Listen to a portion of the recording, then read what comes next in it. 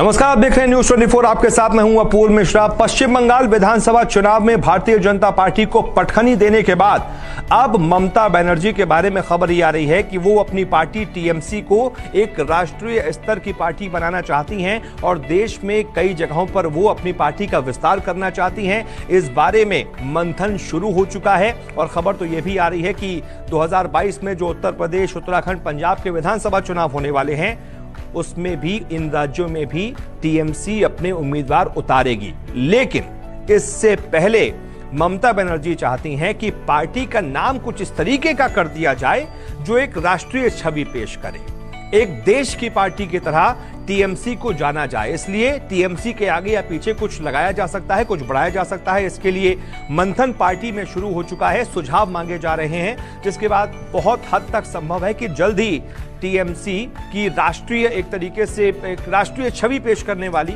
Party का नाम कर दिया जाए। और इस बारे में खबर तो यह भी आ रही है कि जो उत्तर प्रदेश में बहुजन समाज पार्टी है उसके जो महासचिव हैं सतीश चंद्र मिश्र, उनके साथ भी बातचीत चल रही है। इस पूरे मुद्दे पर टीएमसी के एक बड़े नेता कहते हैं, हमारी पहली प्राथमिकता इन राज्यों में जड़ जमाने की है, लिहाजा अगर हमें लगेगा कि सहयोगी के साथ चुनाव लड़कर हम सत्तासीन पार्टी को चुनौती दे सकते हैं तो दूसरी पार्टी के साथ गठबंधन से बिल्कुल भी ऐतराज नहीं होगा। वहीं इन राज्यों में चुनाव का प्रमुख संभावित मुद्दा कोरोना का काल का कुप्रबंधन रहेगा।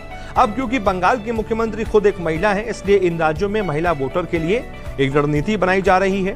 कम से कम 2 राज्य उत्तराखंड और उत्तर प्रदेश में भाजपा को चुनौती देने के लिए भाजपा के ही नक्शे कदम पर चलने की तैयारी की जा रही है।